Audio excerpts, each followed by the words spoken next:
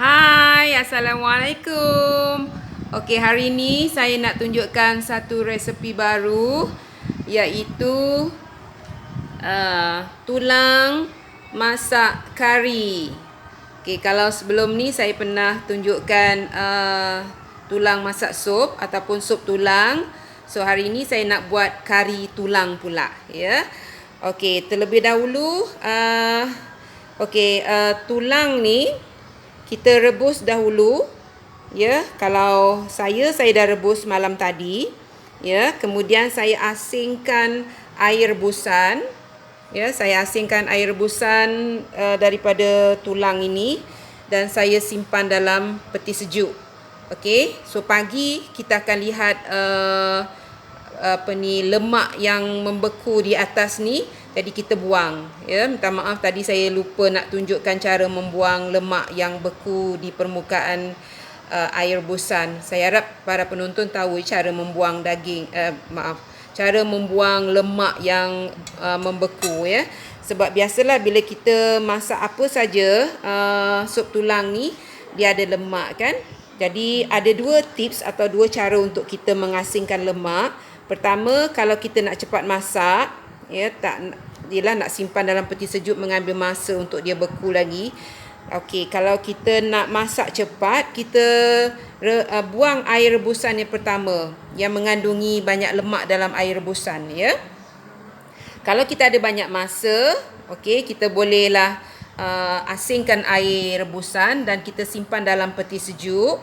Kemudian tunggu sehingga lemak membeku dan kita buang lemak yang terapung di permukaan air rebusan, ya. Okey, so sekarang saya dah asingkan dan ni tulang ni dagingnya dah pun lembut, ya. Saya dah rebus semalaman malam tadi dan air rebusannya telah pun saya asingkan dan saya buang lemak yang terapung, ya. Kita tak mau lemak tu, ya, untuk kesihatan sebab kita nak masak kari, okey. Masak kari kita guna santan lagi.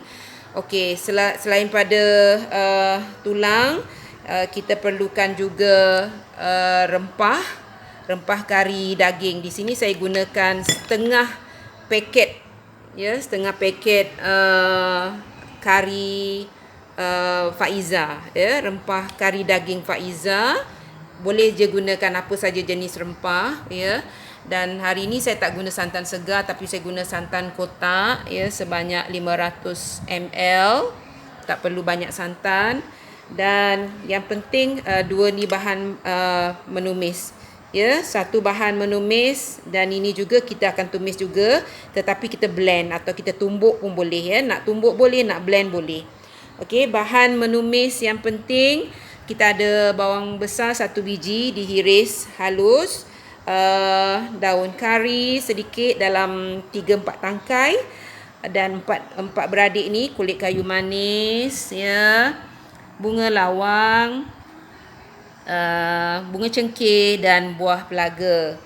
Bahan yang kita nak blend atau kita nak tumbuk, bawang putih, bawang merah dan sedikit halia. Okey, ni dia bahan-bahannya, ya. Okey, nanti saya tunjukkan cara menumis kedua-dua bahan ni. Saya akan tumiskan bahan yang ini dan juga saya akan tumiskan bahan yang kita kisar sekali, ya. Okey, jom. Okey, nampaknya minyak dah panas. Jom kita menumis bahan utama yang perlu kita tumis. Ini dia tadi bahan menumis, ya. Kita masukkan. Okey. Kita tumis sehingga naik bau, ya. Sehingga naik bau. Okey, nampaknya dah bahan menumis kita dah naik bau. Kita masukkan bahan yang kita kisar tadi. Ya, saya dah kisarkan tadi bawang merah, bawang putih dan halia. Okey, kita masukkan juga. Okey, kita tumis lagi sehingga garing, ya. Okey, nampaknya bahan yang kita tumis, bahan yang blend tadi, yang kita kisar tadi pun dah agak garing. Barulah kita masukkan rempah kari kita, ya. Kita masukkan rempah kari kita dan kita masak lagi sehingga rempah ini juga garing. Kita tunggu sehingga rempah kita garing ya, bersama dengan bahan-bahan penumis dan bahan yang kita kisar tadi. Okey, kita tunggu sebentar. Okey, nampaknya rempah kari kita pun dah garing. Dah pecah minyak ya. Nampak dah garing, dah pecah minyak dah tu. Okey, boleh nampak ya. Minyak dia, dah pecah minyak dia.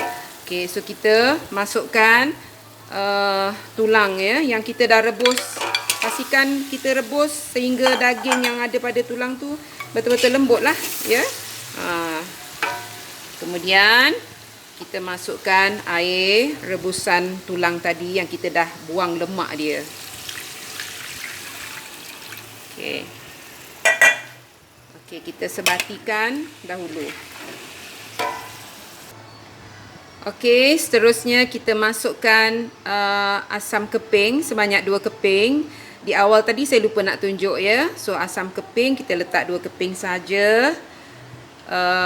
Garam secukup rasa. Okey, ikut rasalah garam ya. Dan saya letakkan sedikit gula. Saya guna gula perang juga secukup rasalah ya. Dan kita biarkan ramuan ni sebati dan biarkan menggelegak atau mendidih sebentar. Kita tunggu sekejap ya. Okey, nampaknya bahan dalam kari kita dah sebati dan kita masukkan santan kita ya. Kalau tak suka santan, kalau sahabat kita yang bangsa India, mereka memang tak guna santan ya. Ada yang orang kata kari kosong lah, kari tak ada santan. Ataupun mereka gantikan guna susu cair ya, susu segar. Tapi biasalah orang Melayu punya resepi menu dia memang tak boleh tinggal dari zaman nenek moyang kita, memang tak boleh tinggal dengan santan ya. Jadi kari orang Melayu memang guna santan. Okey.